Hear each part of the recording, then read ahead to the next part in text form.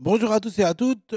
Aujourd'hui, je voudrais vous parler de ChatGPT et de mon utilisation constante de cette intelligence artificielle. Alors déjà, pour ceux qui ne connaissent pas ChatGPT, ceux qui sortent d'une grotte, les gens qui connaissent rien d'informatique, qui ne sont pas du tout au courant des nouveautés, je vais leur rappeler ce qu'est ChatGPT. C'est une application, en fait, qui nous permet de chatter avec une intelligence artificielle qui nous répond et qui construit des phrases de manière humaine, quasi humaine, en probabilité toute intelligente et qui comprend ce qu'on lui dit et qui nous répond avec une compréhension de ce qu'on lui dit, avec des données qui sont fortifiées dans sa base de données, qui lui permettent de répondre avec une mémoire gigantesque. Et c'est incroyable cette capacité qu'elle a à nous aider.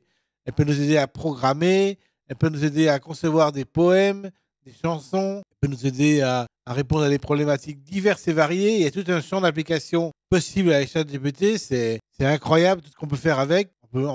C'est illimité. Par exemple, l'autre jour, ma tante avait des magnettes affichées sur son mur. On n'arrivait pas à les compter.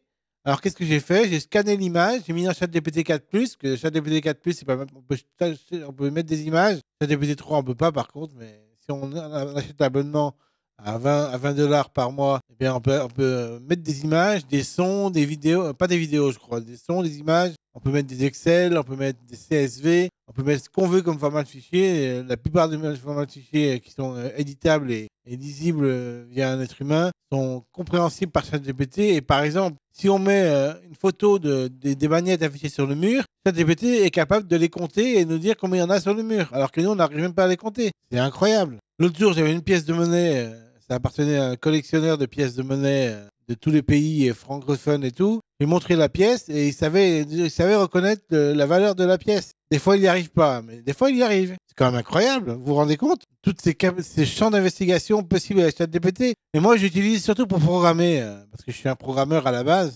J'ai appris beaucoup de choses en programmation et je me rends compte de la capacité de programmationnelle de ChatGPT est intrigante et incroyable. Dès que j'ai une problématique de programmation, je propose à ChatGPT de m'aider, il m'aide. Et après, je corrige quelques petits bugs qu'il a. Ou alors, je lui fais refaire le programme. Et à force de répéter, de re-répéter, de lui dire, voilà, il y a l'erreur là. Je voudrais que tu fasses comme ceci, comme cela, comme ceci, comme cela. ChatGPT se peaufine, il s'affine. Il a un contexte de chat. C'est-à-dire qu'en fait, si on parle dans un chat, on ouvre une fenêtre de chat et qu'on lui dit plein de trucs et qu'il nous répond avec le contexte, eh ben, il arrive à se repérer à ce qu'on lui a dit précédemment. Et si on revient un an après sur le même chat et qu'on continue à parler du problème, il va nous répondre avec le même contexte.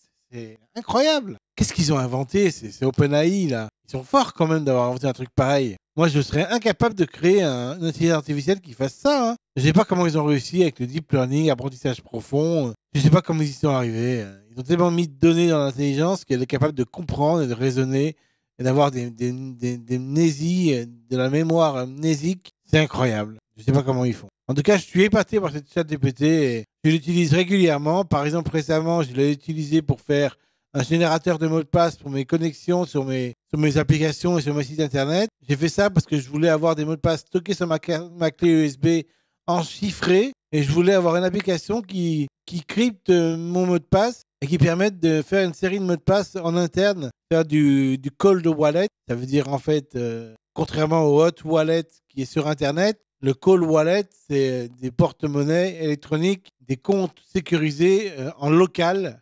C'est-à-dire qu'en fait, je voulais faire ça. Je voulais avoir mes mots de passe en local sur une clé USB et que personne puisse accéder à ma clé USB avec un mot de passe que moi seul connais et que personne ne connaîtrait.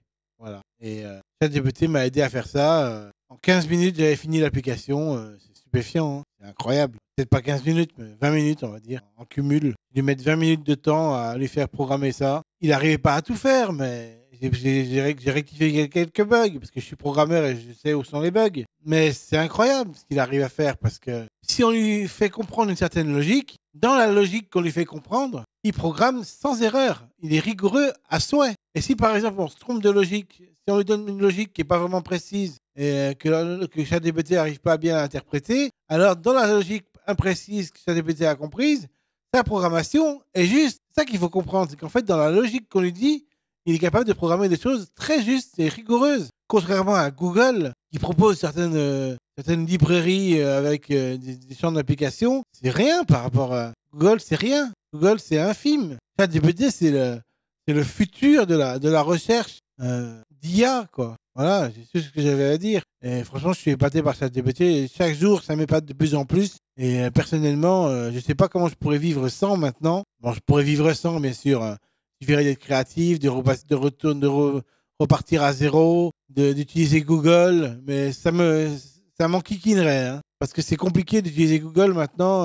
Quand on a goûté à ChatGPT, et à la puissance de ChatGPT pour résoudre des problématiques complexes, on n'a plus envie de chercher sur Google des trucs compliqués où on trouve jamais rien, où c'est compliqué comme tout. Voilà. Donc j'espère que cette vidéo vous aura plu.